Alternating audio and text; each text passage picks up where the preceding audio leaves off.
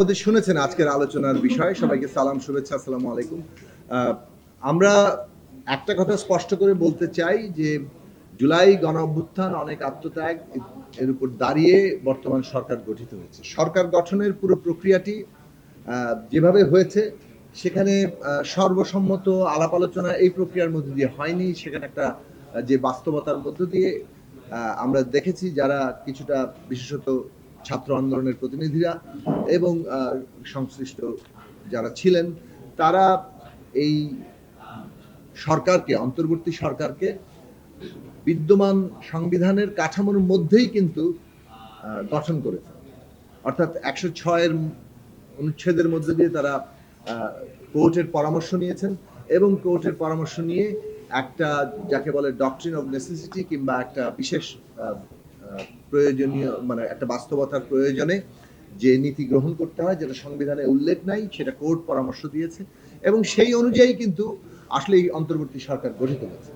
কাজেই সেই দিক থেকে দেখলে আমরা একটা সংবিধানের কাঠামোর মধ্যেও আছি, যদিও রাজনৈতিক দিক থেকে অনেক ক্ষেত্রে আমাদের কিছু বিশেষ বাস্তবতা আছে, সেই বাস্তবতার সাথেও আমাদের তাল মিলিয়ে চলতে হচ্ছে।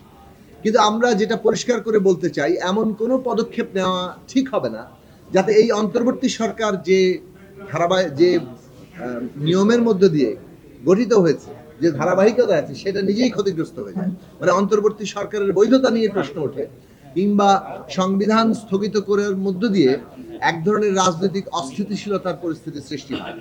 এইটা আমরা সকলকেই বলবো যে সচেতন সতর্ক থাকা দরকার, যাতে করে আমরা এমন কোনো জায়গায় না যাই যেটা আমাদের জন্য বিপজ্জনক খাত তৈরি করতে পারে। এখন যেভাবে প্রস্তাবটা করা হয়েছে, কনস্টিটিউশনাল অর্ডার দেওয়া, একটা অন্তর্বর্তী সরকার যে নিজেই একটা সাংবিধানিক কাঠামোর মধ্যে আছে, তারা একটা কনস্টিটিউশনাল অর্ডার কায়েম করতে পারে কিনা এইটা একটা প্রশ্ন হিসেবে এসছে।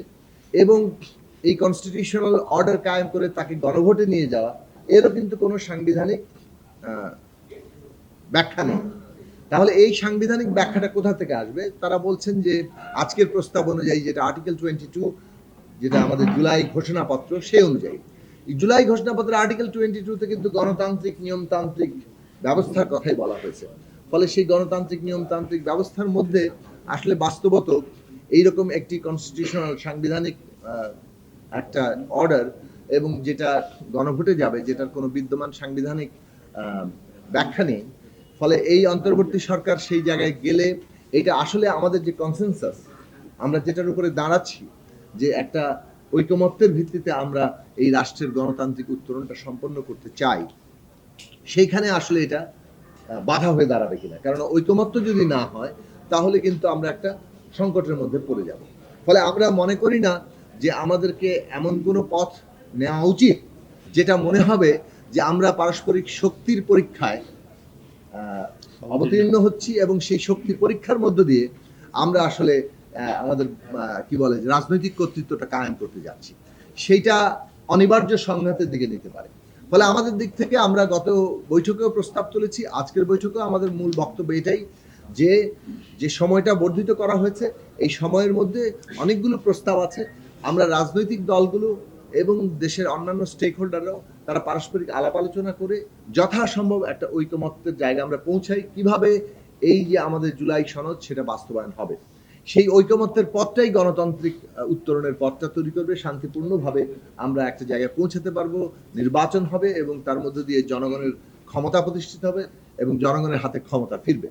এই জায়গাটা খুব অবশ্যই জনগণের হাতেই ক্ষমতা আছে বলে আমরা মনে করি, বর্তমান সরকারও জনগণের অভ্যুত্থানের আগে। কিন্তু একটা নির্বাচনী প্রক্রিয়ার মধ্যে দিয়ে যে গণতান্ত্রিক ব্যবস্থায় প্রবেশ করা, সেই প্রক্রিয়াটার কথা আমরা বলছি। এখন এখানে ঐকমত্যের জায়গা তৈরি করার জন্য যথেষ্ট সময় আছে। আমরা ইতিমধ্যে উদ্যোগ নিয়েছি, বিভিন্ন রাজনৈতিক দলগুলোর সাথে আমরা কথা বলছি এবং সেই কথা বলার মধ্য দিয়ে আমরা আশা করি যে একটা ঐক্যবদ্ধ জায়গায় আমরা পৌঁছাতে পারব।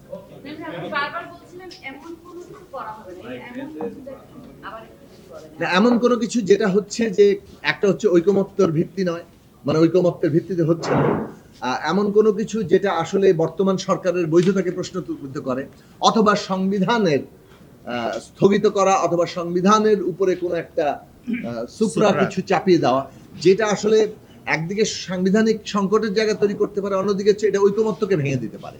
ফলে এইটা আমাদের জন্য রাজনৈতিকভাবে সংকটজনক হবে এবং আমরা যেটা আমরা বারবার বলছি একটা বিপজ্জনক খাদের দিকে আমরা অগ্রসর হব, সেটা আমরা কোনোভাবেই চাই না এবং সেই জায়গাটা আমরা সকলেই সচেতন থাকবো, সেই আহ্বান আমরা জানাই।